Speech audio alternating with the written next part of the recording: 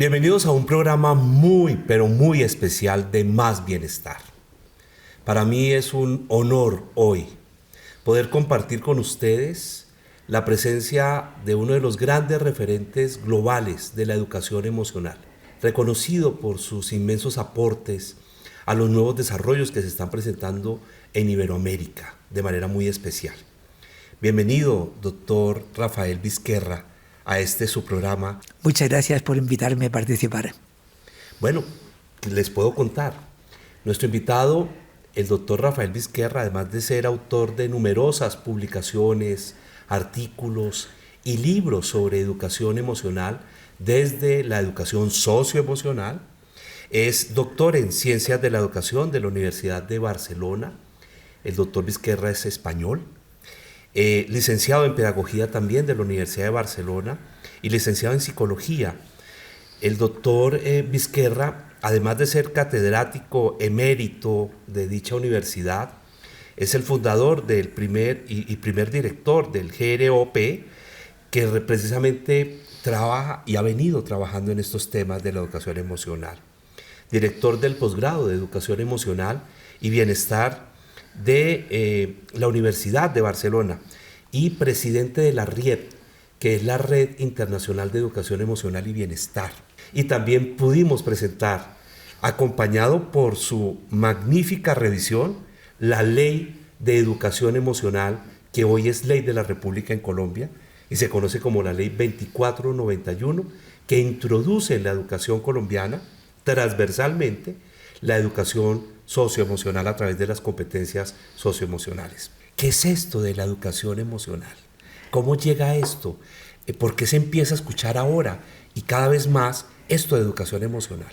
Bueno, la educación emocional surge a principios de los años 90 como una respuesta a los elevados índices de ansiedad, estrés, depresión, burnout, ideación suicida, suicidios, consumo de drogas, violencia, comportamientos de riesgo, que todo esto tiene una componente emocional muy importante y que para superar un cierto analfabetismo emocional proponemos este proceso educativo que tiene como objetivo el desarrollo de competencias emocionales. Habíamos escuchado hablar sobre esto en los años 80, Daniel Goleman, su libro La inteligencia emocional, Seligman anteriormente, en Colombia Miguel de Zuviría introdujo a través de un maravilloso libro, La afectividad humana, el concepto de competencias afectivas en ese momento. La investigación que hizo Miguel de Zuviría mostró que en Bogotá, de cada 10 niños evaluados en su proceso investigativo, 7 eran incompetentes afectivamente. Y cuando nos lo explicó, nos decía, no saben ser hermanos, no saben ser amigos, no saben ser novios, novia, no saben ser compañeros, no saben ser padres, no saben ser hijos, no saben relacionarse. Y lo más grave, no se pueden ni se saben relacionar consigo mismos. Cuando él habló de esto, obviamente empezamos a entender el término de conciencia, reconocimiento, y obviamente desde ahí surgieron términos como solidaridad, empatía, colocarse en los zapatos del otro. Pero fueron los nacimientos tempranos desde la afectividad y no obviamente desde el nuevo concepto de emoción. ¿En qué momento se instala esta importancia que hoy se le da a la educación emocional? Yo sé, como respuesta a los graves problemas, pero ¿en qué momento se instala? Para mí es interesante, para conocer la situación actual, tener presente que la primera mitad del siglo XX estuvo dominada por el conductismo y el psicoanálisis. A mitad de siglo viene la psicología humanista que, sobre todo con Carl Rogers, empieza a llamar la atención sobre las emociones, pero sin un reconocimiento académico y científico como hubiera sido de desear. Después viene la psicología cognitiva, que pone el énfasis en el razonamiento en el cerebro humano casi como un modelo del ordenador, de procesamiento de información. Y llegamos a finales del siglo XX, y una fecha importante es 1990, cuando Salovey y Mayer publican el primer artículo sobre inteligencia emocional, que pasa prácticamente desapercibido hasta que Daniel Goleman, en una situación que es muy interesante analizar la sociología del momento para comprender por qué el libro de Goleman en el 95 fue un éxito mundial, fue un bestseller. Y después, en el 2000, surge la psicología positiva. Todo esto es en el ámbito de lengua inglesa en Estados Unidos. Paralelamente, en España estábamos trabajando estos temas en unos momentos donde no había ni Google ni las redes sociales que tenemos ahora, y la comunicación era mucho más difícil. Y en España es a partir de principios de los años 90, de forma paralela al surgimiento de la inteligencia emocional, que empezamos a hablar de educación emocional, pero de forma muy minoritaria. Con todos los respetos, desde el 92 hasta el 2002, creo que fui la única persona que hablaba de educación emocional. ¿Usted? Más solo que la una, y en unos momentos donde hablar de emociones en la universidad era motivo de desprestigio. En el 97 fundé el GROP para investigar educación emocional, pero no me atreví a ponerle el nombre de educación emocional. Ok, sí lo noté. Y por eso le pusimos orientación psicopedagógica, para que fuera más aceptado en el entorno universitario. Después, en el 98, ya me atreví a crear una asignatura optativa en la Universidad de Educación Emocional. Y en el 2002 creamos el primer máster en educación emocional que conocemos en el mundo.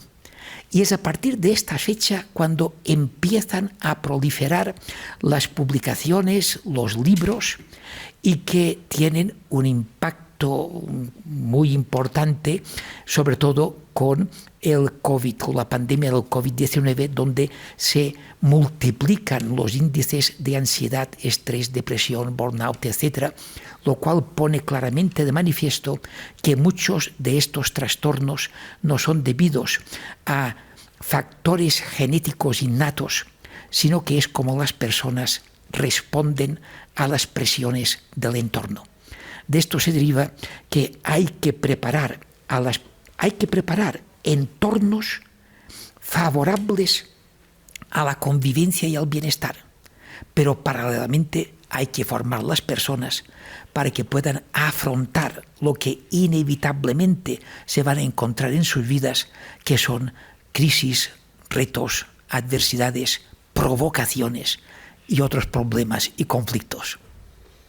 En la pandemia del COVID-19, con el Colegio Colombiano de Psicólogos establecimos una estrategia para contribuir en primeros auxilios psicológicos y en acompañamiento al confinamiento y a todo lo duro y lo difícil que fue, que se llamó Bajo Techo. Y yo recuerdo que parte de las herramientas que logramos utilizar para dar primeros auxilios psicológicos estaba relacionado con, pues, Goleman, en parte, que aquí es muy reconocido, su libro La inteligencia emocional lo recomendábamos, y trabajamos muchísimo con maestros, recomendándoles técnicas de entrenamiento en regulación emocional.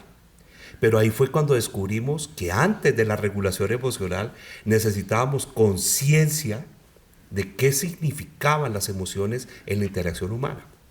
Y ahí fue cuando nos dimos cuenta que inclusive había problemas no solo de identificación de emociones, sino de rotulación y, por supuesto, más allá de todo, de la gestión emocional.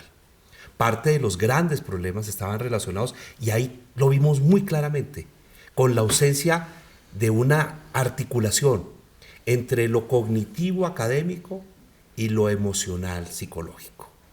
Y fue interesantísimo ver cómo muchísimos maestros descubrieron el poder de lo emocional y así nos lo retroalimentaron permanentemente. Es más, los programas más escuchados nuestros fueron los que tuvieron que ver con técnicas prácticas de regulación emocional. Eso fue lo que tuvo más éxito, obvio, durante la pandemia. Eran los recursos que las personas estaban esperando. Pero ¿qué más descubrimos durante la pandemia, doctor Vizquerra, en relación con este componente emocional? Yo diría que una persona que quiera desarrollar sus competencias emocionales debe entender que es una gimnasia emocional, es un entrenamiento. Yo a veces comento, yo soy de Barcelona, vivo justo al lado de un estadio, que es el estadio del Fútbol Club Barcelona, solamente tengo que atravesar la calle para entrar, y durante muchos años pasaba por delante de mi casa un jugador que se llama Leo Messi, muy conocido, que como mínimo allí es muy conocido, y yo utilicé su ejemplo para decir, ¿ustedes creen que Messi es uno de los mejores jugadores del mundo porque escuchó una conferencia un día de Pelé o de alguno de los grandes mejores jugadores del mundo? ¿O es debido a otra cosa? La otra cosa, en definitiva, es tener unas capacidades que se desarrollan a través de entrenamiento y práctica diaria. Esto es lo que hemos de descubrir, que la educación emocional es una gimnasia que complementa la actividad física que llevamos años insistiendo en que es un factor importante para la salud física, pero también para la salud mental y emocional. Este capítulo específicamente lo estamos dedicando a la educación emocional como clave del éxito escolar y personal en la vida. Y obviamente hemos concluido que más importante que la acumulación de conocimiento es lo que tú haces con ese conocimiento en relación con tu proyecto de vida y con el conocimiento que tienes de ti para ponerlo en relación con lo que quieres hacer en la vida. Eso lo hemos concluido de múltiples maneras. Y que el éxito no necesariamente está relacionado con la acumulación de dinero, con la acumulación de éxito, sino que está más relacionado sobre cómo vives tu experiencia en la vida en relación consciente con ello. Si ello es así, y un maestro, una maestra en este momento nos preguntara, doctor Vizquerra, ¿cuáles son esas emociones que debemos trabajar para lograr el éxito escolar y personal? ¿Cuáles son? Pues muchas. Yo pregunto en las clases de educación emocional, ¿ustedes saben cuántas emociones hay? Y las personas nos dicen muchos números, y yo hago una sesión que dura 4 horas y les digo, intenten averiguar a través de las informaciones que les voy a dar cuántas emociones hay como mínimo, como palabra en el diccionario de la Real Academia Española. Al final hay más de 500. Cuando hacemos un ejercicio y pedimos a las personas que escriban todas las emociones que conocen, normalmente llegan a escribir entre 20 y 30 en el mejor de los casos. Algunos se quedan en 10, 12 y algunos incluso en menos, lo cual significa que en la mayoría de los casos no conocemos ni el 10%. Y confundir miedo con ansiedad, confundir alegría con felicidad, o confundir remordimiento con arrepentimiento, son matices lo suficientemente importantes como afectar al bienestar de las personas. Hoy en día sabemos, por investigaciones recientes publicadas en el campo de la neurociencia, que el vocabulario emocional activa el lóbulo prefrontal, en concreto la corteza ventromedial, que es exactamente el mismo lugar donde se procesan las funciones ejecutivas, los principios éticos y morales y la regulación de las emociones. Y cuando se activa esta parte en el cerebro, se inhibe la amígdala, que está en el sistema límbico, que es la activadora de la respuesta de emergencia ante miedo o ante ira. Y por lo tanto, simplemente el vocabulario emocional ya es un factor de prevención de la violencia. Qué interesante, más de 500 emociones. Bueno, aquí nos preguntaríamos en este momento con ustedes, lápiz y papel, por favor, ¿cuáles son las emociones que usted podría describir que permanente o más comúnmente siente en su cotidianidad, en su diario vivir? Y vamos viendo qué tanto las reconoce y si las diferenciamos adecuadamente. Sí, es cierto, tenemos un collage, una mezcla indiferenciada de emociones, ¿no? Y obviamente las que más nos acompañan diariamente, por lo menos las que más se describen, son esos núcleos básicos que son los más extremos. La ansiedad, el miedo, la ira, el temor, ¿m? O el deseo. ¿El deseo es una emoción? Sí, sí. ¿Cómo lo podríamos describir como emoción? El deseo es un impulso para obtener algo que creemos que nos va a proporcionar bienestar. Y lo importante desde la educación es distinguir entre necesidad y deseo y no confundir una cosa con la otra.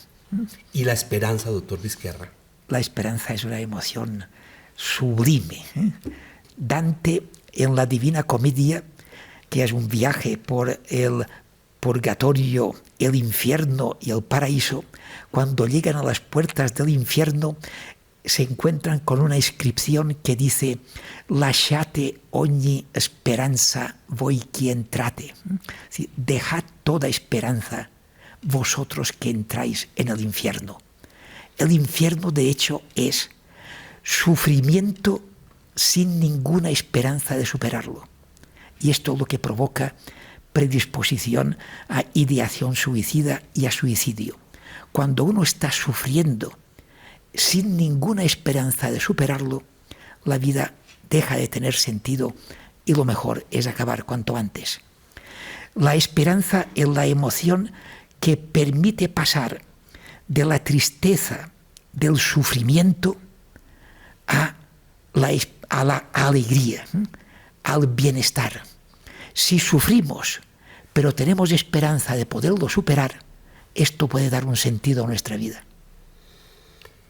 Pues eso es lo que está necesitando sin duda alguna nuestra comunidad. Cómo transitar de la esperanza a la alegría. Y entre otras cosas, cómo procesar el pesimismo.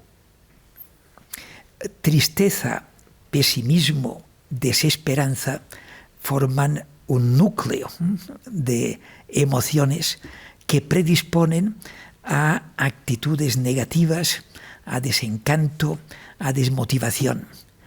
Y ahí es donde la educación emocional puede jugar un papel muy importante. Una de las actividades que hacemos en educación emocional es preguntar en qué momento de la historia le hubiera gustado a usted vivir.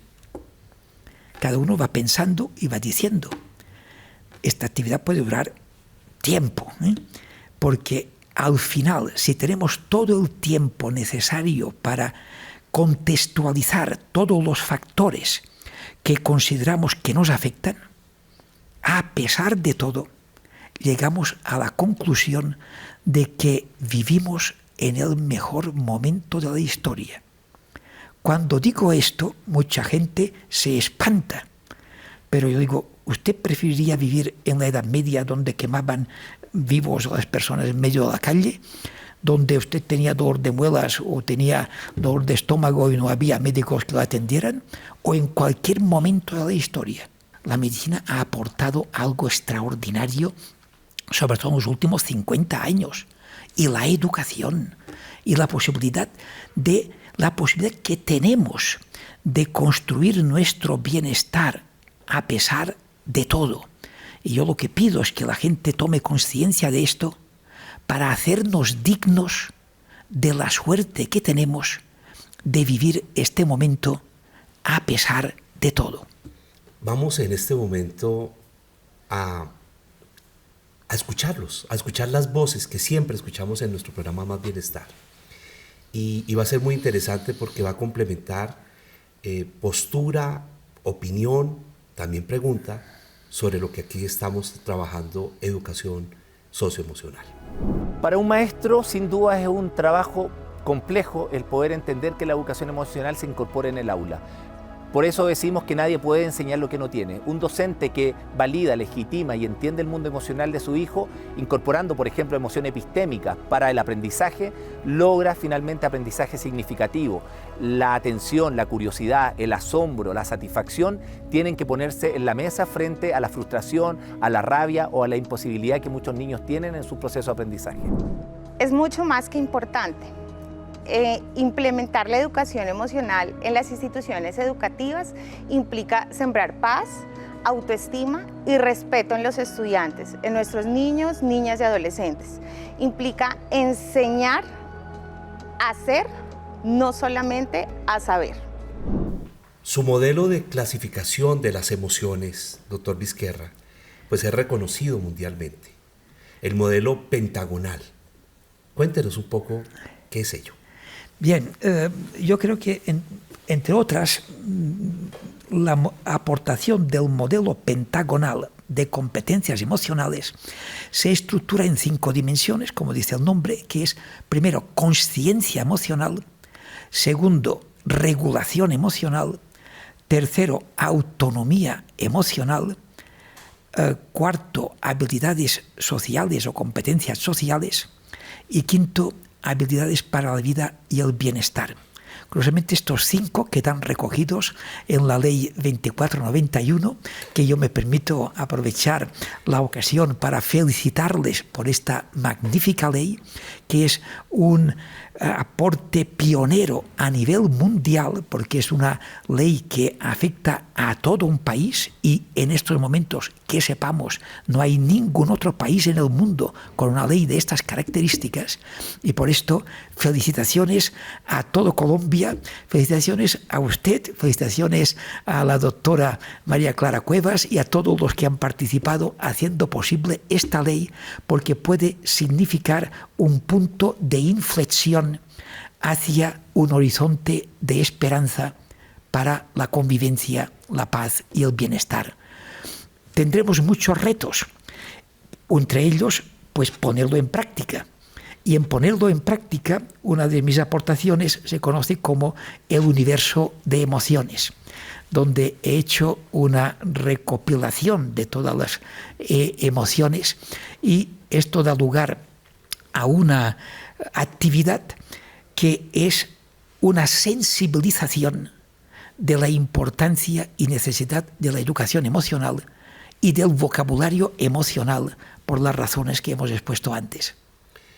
Si para padres de familia que en este momento nos están acompañando, maestros, maestras, formadores, pudiésemos recomendarle uno de tantos de sus libros que los pueda ayudar a introducirse, a sumergirse en este mundo fascinante de la educación emocional.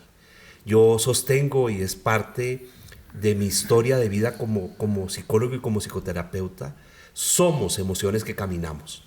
Lo trabajo como un marcador de contexto en la escritura del guión de vida humano.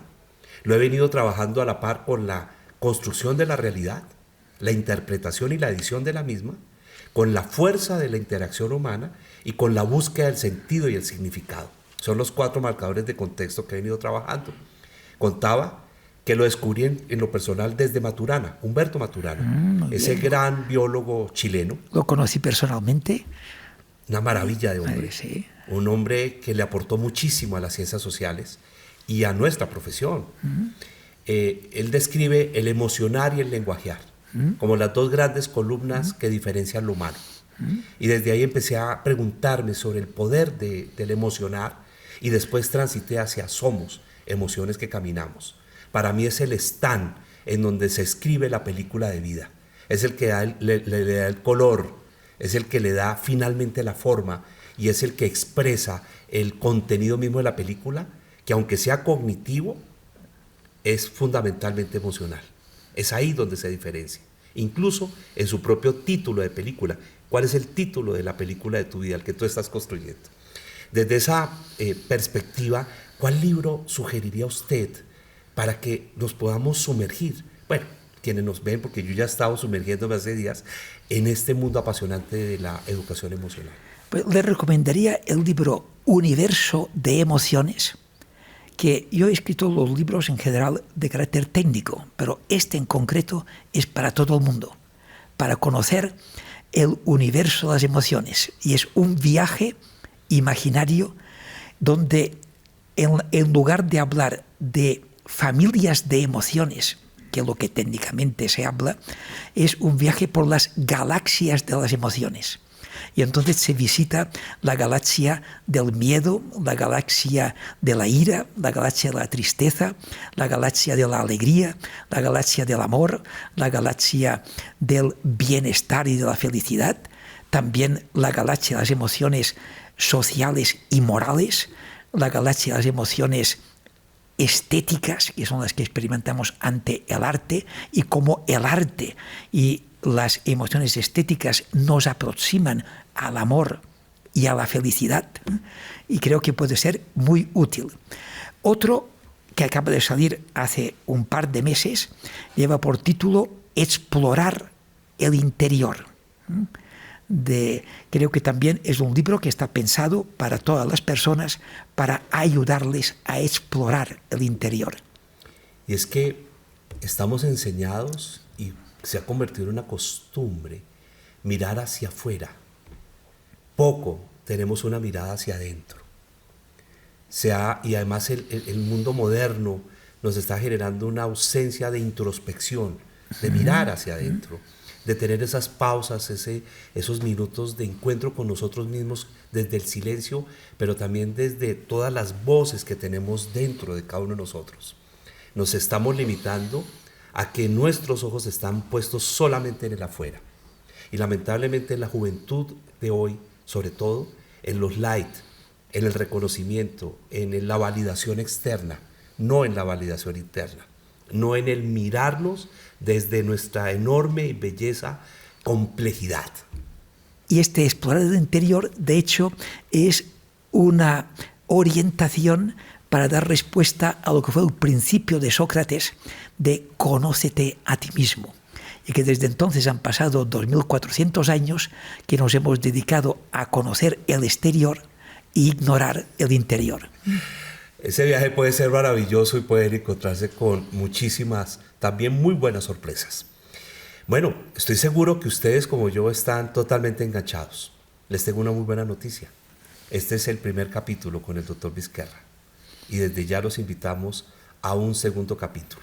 En este, pues estamos explorando la relación entre la educación emocional como clave del desarrollo escolar y personal. Y sin duda alguna, doctor Vizquerra, podemos decirles con alegría que usted ha aceptado la invitación para que nuevamente nos veamos en un próximo capítulo que seguirá extendiendo este aprendizaje en el que todos estamos viajando hoy. Muchas gracias, doctor Vizquerra. Gracias. No nos despedimos, nos vemos en el próximo capítulo. Les esperamos.